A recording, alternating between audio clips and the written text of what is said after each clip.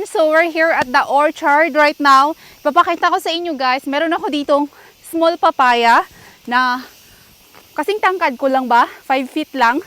So, hinog na siya. Gusto ko siyang tikman for the first time dahil ito ang pinakaunang fruits niya and unang hinog sa puno na bunga nitong papaya na to. So, yun guys, samahan niyo ako, tikman natin to. Sabay-sabay. Dali! So, ito ang ating papaya, guys. Oh, hinog na siya, oh. Uy! Hala, nahulog na. May nahulog-hulog. So, tingnan niyo yung balat niya.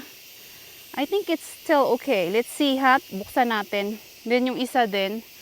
Ganito ang balat dahil nga wala tayong ini-spray na kung ano-ano dito at ang daming bugs dito, guys. But we'll see kung maganda ba yung sa loob nito. Kahit ganito yung skin niya sa labas.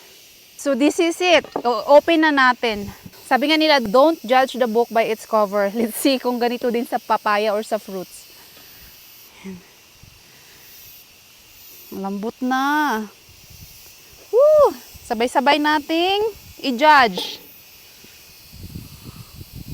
Woo! Ang ganda! O, diba? Even ganito ka-ugly yung outside niya, but the inside, look! Wow! Tikman natin. It's a beautiful day here in Buquete, guys. Yan. Hindi pa siya super smooth, so ito yung gusto ko dahil medyo crunchy siya ng konti. But let's see.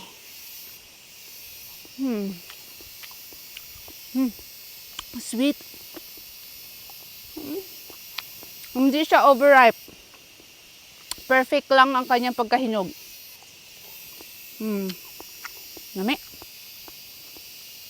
I need this fiber.